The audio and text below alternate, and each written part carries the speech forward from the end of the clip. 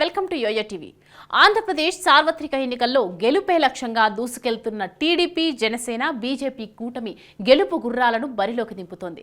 ఇప్పటి వరకు TDP MLA, MP అభ్యర్థులను ప్రకటించగా తాజాగా పెండింగ్ స్థానాలకు సంబంధించిన అభ్యర్థులతో తుది జాబితాను విడుదల చేసింది. ఇందులో ఇప్పటి వరకు ఉన్న సీనియర్లు, నియోజకవర్గాల మార్పులు, చేర్పులు, ఇతర పార్టీల నుంచి వచ్చిన నేతలను అభ్యర్థులుగా హైకమాండ్ ప్రకటించింది.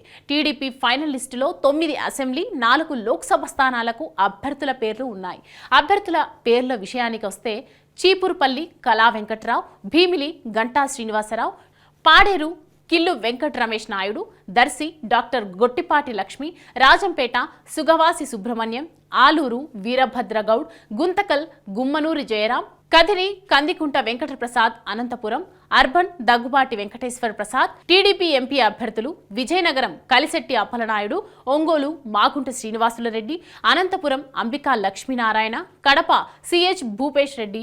మొదటి నుంచి సీనియర్ నేత, మాజీ మంత్రి గంటా శ్రీనివాసరావును చీపురుపల్లి నుంచి పోటీ చేయించాలని టీడీపీ హైకమాండ్ ప్రయత్నించింది. అయితే భీమిల నుంచే పోటీ చేస్తానని గంటా, లేదు చీపురుపల్లి నుంచి పోటీ చేయాలని చంద్రబాబు, ఇలా సుమారు 2 వారాల పాటు పెద్ద ఎత్తున చర్చలు జరిగాయి. దీంతో అభ్యర్థుల ప్రకటన పెండింగ్ పడుతూ వచ్చింది. అయితే చివరికి గంటా కోరుకున్న నియోజకవర్గం భీమిలిని చంద్రబాబు కేటాయించారు. ఇక గంటా కోసం అనుకున్న చీపురుపల్లి నుంచి కళా వెంకట్రావును అభ్యర్థిగా ప్రకటించడం జరిగింది. ఇక ఉమ్మడి కడప జిల్లాలో కీలక నియోజకవర్గమైన రాజంపేట ఎమ్మెల్యే అభ్యర్థి విషయంలోనూ పెద్ద తతంగమే జరిగింది. చివరికి సుగవాసి సుబ్రహ్మణ్యంను ఈ నియోజకవర్గం నుంచి బరిలోకి దింపుతోంది టీడీపీ అధిష్టానం. చూశారుగా, కాస్త ఆలస్యమైన అభ్యర్థుల విషయంలో మాత్రం టీడీపీ అదరగొట్టేసిందిగా అని పార్టీ శ్రేణులు చెప్పుకుంటున్నాయి.